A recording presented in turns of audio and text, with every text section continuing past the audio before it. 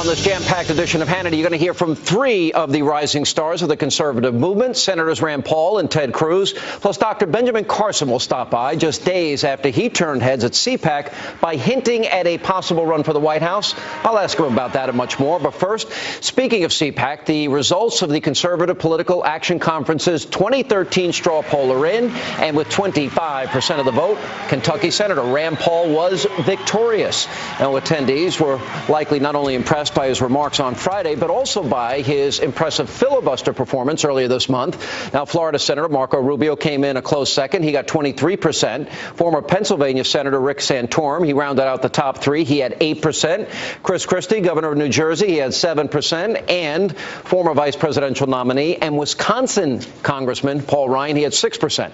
And here with reaction to Saturday's straw poll and the results and much more, the man who came out on top, Kentucky Senator Rand Paul. Senator, how are you? Very good. Good to be with you, Sean. Does that mean you're running? Well, I can tell you it was invigorating. I mean, it was exciting. There probably was 2,000 young kids in the audience and standing and chanting. And if you want to find some energy for the conservative movement, you see it there at CPAC. You know, it's one of the biggest convocations of young people that you'll see all year long. You took a different tack than some of the other speakers, and I actually found myself in agreement with you, and that is the Republican Party needs to get tougher. I'll be honest, I was disappointed this weekend when John Boehner said he absolutely trusts Obama. I don't trust him. He has been duplicitous. He's been trying to ruin the Republican Party, get Boehner fired. Why would he say he trusts him? Well, you know, there's a lot of things that we believe in that we shouldn't give up on. And actually, some of the things I was talking about, I think, attract people from both the left and the right. And that's supporting your right to trial by jury, your right to be innocent until proven guilty. These are such time-honored concepts that I think it allows our party to get bigger. But our young people want us to stand for something. They want us to really stand on principle. And I think that's why the filibuster probably helped me to gain enough votes to win in the poll. Do you identify yourself as more a libertarian conservative? If people ask me, I'm a registered conservative in New York. I consider myself a Reagan conservative. Is libertarian fair, or do you shun that? Do you like that? Do you embrace it? What? It depends on what people mean by it. I use the term constitutional conservative, but I also use the term libertarian conservative. One reason why I think conservative has to be modified is that when we were in power as Republicans, we said we were conservative, but we doubled the debt also. We added new Medicare prescription drug programs. We added on new programs and new debt. So really, the conservative term really maybe has to be specified more, either libertarian conservative or constitutional conservative. But I accept all of those terms if they mean that it believes in limited government and more individual liberty. Well, and that raises the question, when you look at, say, Paul Ryan's budget versus the Democrats, they never get into balance. Paul Ryan's saying that he can balance it in 10 years and increase spending growth 3.4% a year. Is that conservative enough for you? Well, we're tugging him in the right direction. Last year, you know, my budget balanced in 5 years. Mike Lee had a budget that balanced in 5 years. And Paul Ryan's budget was 28 years to get to balance. This year it's in 10, so I think he's coming in the right direction.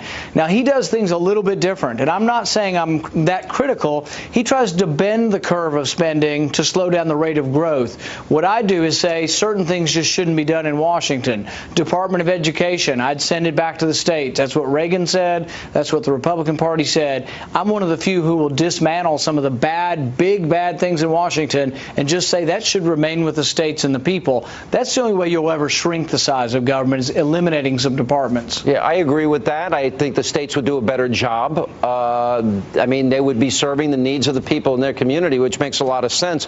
I was really in agreement with you over, you tried to get your fellow senators, and I was disappointed in some Republican senators, to defund or at least put on hold the money that were given to the 9/11 truther and the former terrorist that refers to the Israelis as descendants of apes and pigs, Mohammed Morsi. Why are we giving this guy F-16s? Why are we giving him tanks? Why are we giving him $1.5 billion a year? It's beyond me. And, you know, we've closed down White House tours, but President Obama somehow found $250 million extra to give to the radical Islamic government of Egypt. It makes no sense at all. And I'm trying to get another amendment right now. I have an amendment that would cut off aid to Egypt unless President Morsi publicly reaffirms the Camp David Accord, publicly recognizes Israel, and says that he recognizes recognizes the peace treaty or they get no money, because I don't think he'll publicly say it. I think he's catering to this radical Islamic mob, and I don't think I'm afraid he will not uphold the treaty, and he ought to publicly say he will do so before he gets any more money. All right, tomorrow you'll be speaking to the Hispanic Chamber in Washington, and you will be unveiling what you call Trust and Verify, which is your immigration plan. How is it different than, say, what Marco Rubio is proposing in his plan, or the president? What we're trying to do is add teeth to that bipartisan plan. We want to make sure that border security is in there.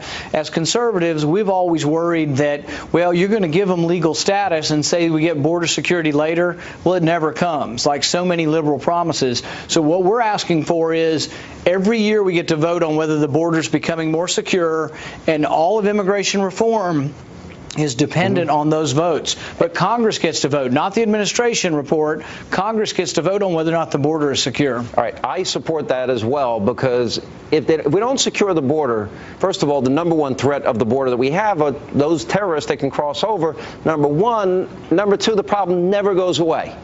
Ever. Right. And we'll be arguing this every 5-10 years about new amnesty, new, it's got to end. And so I would support the reforms if we trust and verify. So I think it's a good provision. Has Senator Rubio supported that? You know, we haven't had any personal discussion, but our staffs are talking, and I think a lot of conservative Republicans will support this. In fact, I think without my amendment, they won't get conservative Republican support, and this has to pass through the House also. So I think really my concept for making sure that you have border security is the only way you're going to get significant Republican support for this. Yeah, I think a lot of conservatives like myself want that first. They would accept the other part of it second, because it would end the problem, hopefully permanently. All right, we see what is happening. Italy, Spain, Portugal, Greece, now Cyprus. They're literally going to confiscate, legally steal people's savings. In some cases up to 10%, maybe even as high as 12.5%. The banks are shut down at least till Thursday. We'll see if they open on Thursday. The president says we don't have an immediate debt crisis. John Boehner and Paul Ryan confirmed that. I find myself in disagreement. I think it's immediate, a clear and present danger. Well, here's the thing about the president and his word immediate. You know, he says you have to be an imminent threat before they drone you, but that doesn't have to be an immediate threat. So he has a little bit of nuance between the words imminent and immediate with regard to drones. I think with regard to debt crisis, he's just flat out wrong. We do have an immediate problem. It's gathering storm. It's going to be enormous. And if we don't start working on it now, it's going to get so big we may not be able to stop it. We can become Greece, Spain, Portugal, Ireland, Italy, because they're all suffering, and because of too much spending, too much debt, deficits too high. All right, Senator, congrats on your big win. And I know when you announce if you're running for president, you'll do it here. You want to make that promise? Oh, yeah, absolutely. We didn't already announce it, did we? Oh, that's right. No, we didn't say anything about that. I'm just checking. All right. Thank you, Senator. All right.